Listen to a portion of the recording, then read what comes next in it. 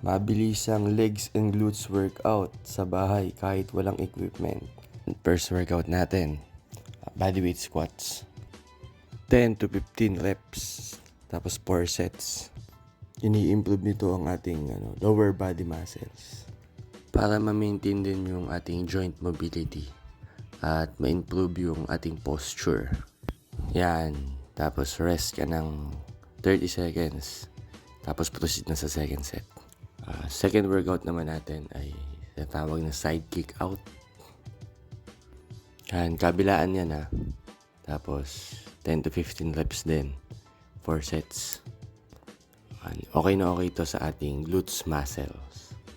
At ini-improve din ito yung ating balance and stability. Ganon din yung ating hip flexibility. Yan, after ng isang side, kabilang side naman, ulitin lang natin yan. 10 to 15 reps, tapos 4 sets.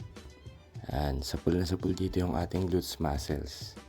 Okay na okay itong workout na to sa mga babae. Yung mga nasa bahay lang nag-workout.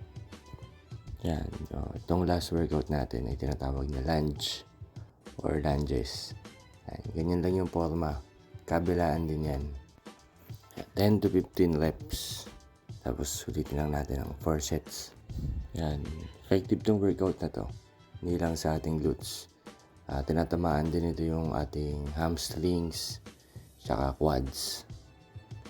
Yan, ini-improve din ito yung ating balance, stability, tsaka yung good posture.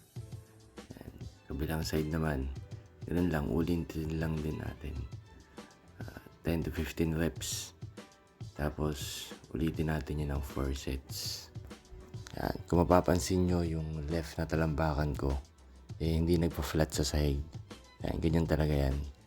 Tapos, yung tuhod, dapat hindi tatama sa floor.